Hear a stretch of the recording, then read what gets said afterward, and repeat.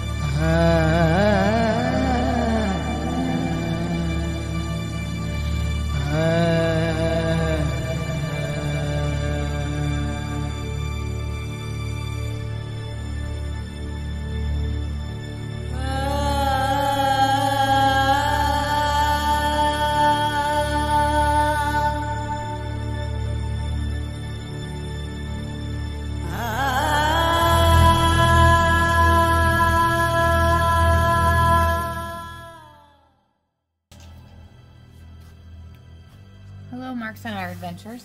We had the opportunity to visit Wild Winds Buffalo Sanctuary. It's located a little northeast of Fremont, Indiana, and we just wanted to share with you some highlights of our visit there. The cost is $10 per adult. The tour takes you about an hour to maybe an hour and a half. Takes you into one of the holding areas that they have on the sanctuary. And we were blessed with the tour guide. His name is Bill. Looks like he's been there at the sanctuary for a good number of years and was very knowledgeable of the buffalo or bison there on the sanctuary.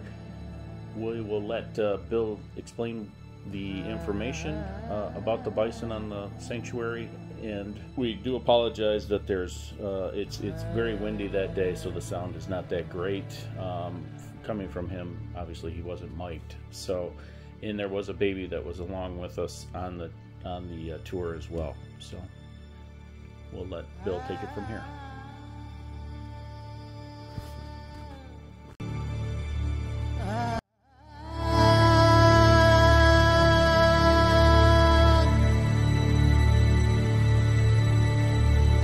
They are wild animals. Nobody walks among them and nobody touches them.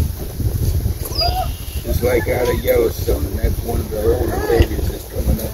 They was born here a couple weeks ago. Started over 70 plus years ago. A young couple takes their young son to Yellowstone. He was 12 years old. His name was John Trippy. He said one day he'd have his own animals and did more pictures and videos. So at one time they say there was between 60 and 80 million bison across the prairie plains. Today they say there's approximately 500,000 to 600,000 on the North American continent. So he went home and finished his grade school, high school, went to college, became a surgical orthodontist, did maxillofacial work and plastic surgery. He had 3 practices, Wauseon, Defiance, and Bryan, Ohio. At that time they had a little farm. There's a new baby right there. The small one. The little one. So he went to South Dakota and got a Custis State Park there. He got 1 young bull and 5 heifers and took them home.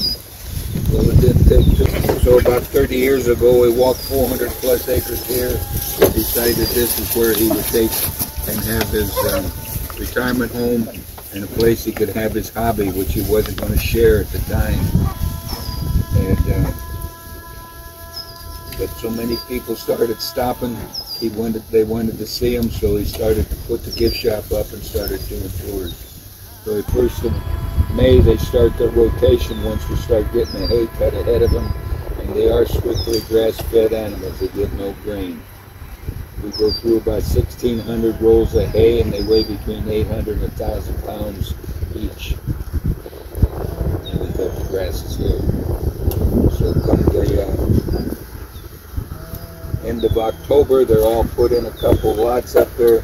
Got a big wooden fence system with big gates in it. 5 rolls of hay every morning.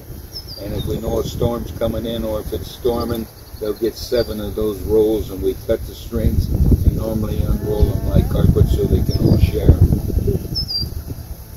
So once that's there, and the rut is in August, September, October, and that's when the bull approaches the cow. The cow will have anything to do with it, do its part. If not, she walks off to the bull of her choice. The ladies kind of rule the herd.